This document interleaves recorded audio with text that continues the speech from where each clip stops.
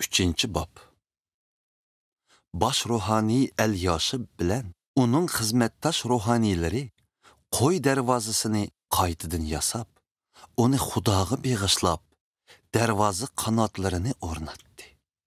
Ondan sepilni 100 munoragacha uzartib, Xudoga beg'ishladi. Keyin uni Hananel munoragacha uzatdi. Keyingi bölükini erixonliqlar yasadi. Yani keyingi bölükini İmri'nin oğlu Zakkur yasadi. As-Sinaa'nın oğulları Beylik darvozasini yasadi. Ular limlani ve darvoza qanotlarini o'rnatib, boltlab, taqoqlarini bekitdi. Hakkozning navrisi Uriyaning o'g'li Merimot Sepilning keyingi bölükini remont qildi. Mishezobilning navrisi Barakyaning o'g'li Mishullam uningdan keyingi bölükini remont qildi. Baananing o'g'li Zadok uningdan keyingi bölükini remont qildi. Tequvalıqlar uningdan keyingi bölükini remont qildi. Biroq ularning yurt boshlari qurilish boshqaruvchilariga bo'yintovlik qildi. Pasiyahning o'g'li Yoyada ve Bisodiyaning o'g'li Mishullam Koni shahar darvozasini remont qildi. Ular limlani ve darvoza qanotlarini o'rnatib, boltilab, taqoqlarini bekitdi. Gibonliq Milatiya, Miratonliq Yadon ve Gibbon hem Mizpah shahardagilar uningdan keyingi bölükini remont qildi. Mizpah shahrida Firat daryosining g'arbidagi o'lkaning boshlig'i turadi. Zargarlardan biri bo'lgan Harhayoning o'g'li Uziyil uningdan keyingi bölükini remont qildi. Hananiya atir yasug'uchilardan biri bo'lib, uningdan keyingi bölükini keng sepilg'icha remont qildi. Xurning o'g'li Yerusalim shahar rayonining yerimini boshqaruvchi Rifaya uningdan keyingi bölükini remont qildi. Xarumofning o'g'li Yidaya uningdan keyingi bölükini o'z uyining uddilig'icha remont qildi. Xashabniyaning o'g'li Xattush uningdan keyingi bölükini remont qildi. Xarimning o'g'li Malkiya bilan Paxat Muabning o'g'li Xashshub uningdan keyingi bölükü bilan tonurlar munorini remont qildi. Halloheshning o'g'li Yerusalim shahar rayonining boshqa bir yerimini boshqaruvchi Shallum qizlari bilan uningdan keyingi bölükini remont qildi. Xanun zanuvaqliqlarni boshlab, jilg'i darvozasini remont qildi. Ular darvozani yasab, qanotlarini o'rnatib, boltilab, taqoqlarini bekitdi. Ular yana qig' darvozasigacha bo'lgan 450 metr oraliqni yasadi. Rekabning o'g'li Beyt Hakkaram rayonining boshqaruvchisi Malkiya qig' darvozasini remont qildi. Ular darvozani yasab, qanotlarini o'rnatib, boltilab, taqoqlarini bekitdi. Kolxozaning o'g'li Mizpah rayonining boshqaruvchisi Shallum buloq darvozasini ve darvoza o'g'zisini remont qildi.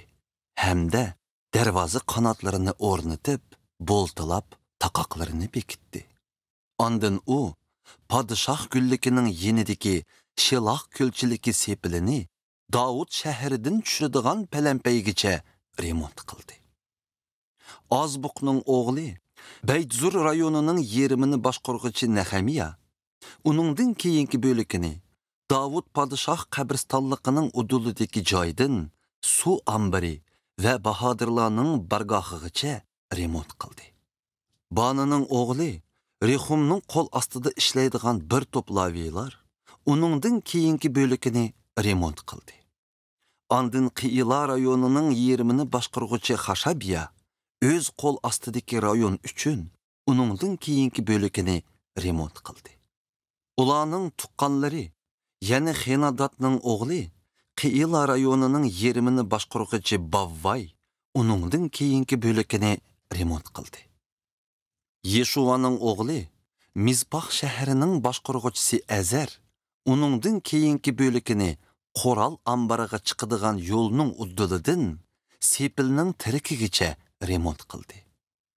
Zabbayning o'g'li Baruk uningdan keyingi bölükini, ya'ni Sepilning tirikidan boshlab bosh ruhoniy Elyashibning uyining ishikigacha remont qildi.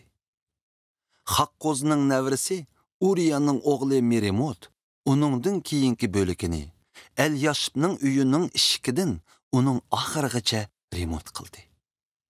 Yerusalimning atrofida turadigan ruhaniylar uningdan keyingi bölükini remont qildi. Binyamin va Xashshublar uningdan keyingi bölüki, ya'ni o'z uyining udulini remont qildi. Ananiyaning navrisi, ya'ni Maasiyaning o'g'li Azariya keyingi bölüki, ya'ni o'z uyining udulini remont qildi.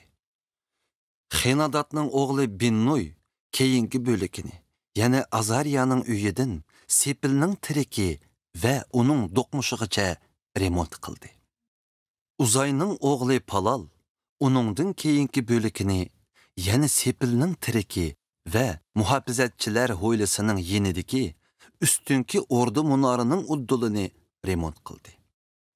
Paroshning o'g'li Pidaya uningdan keyingi bölükini Ofel igizlikida turadigan ibodatxona xizmatkorlari bilan suv darvozasining uddulidan sharqdagi Sepildan chiqib turgan munoragacha remont qildi. Keyingi bölükini Tiqovliqlar remont qildi. Bu ularning remont qilgan yana bir bölüki bo'lib, buyuk munor uddulidan Ofel Sepiligacha edi. Ruhaniylar uningdan keyingi bölükini, ya'ni ot darvozasining yuqorqi tarafini remont qildi. Har bir ruhaniy o'z uyining udulini remont qildi. Immerning o'g'li Zadok uningdan keyingi bölüki bo'lgan o'z uyining udulini remont qildi.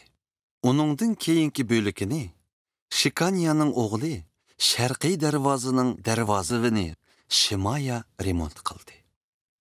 Uningdan keyingi bölükini Shalamyaning o'g'li Xananiya bilan Zalafning 6-o'g'li Xanun remont qildi.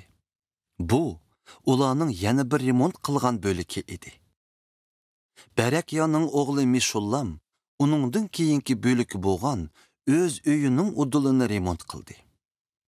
Zargarlarning biri Malkiya uningdan keyingi bölükini ko'zat darvozasi uddulidagi ibodatxona xizmatkorlarining ham savdogarlarning uyigacha remont qildi. Ondan Sepilni ustida uy joylashgan Sepil do'qmushigacha uzartdi.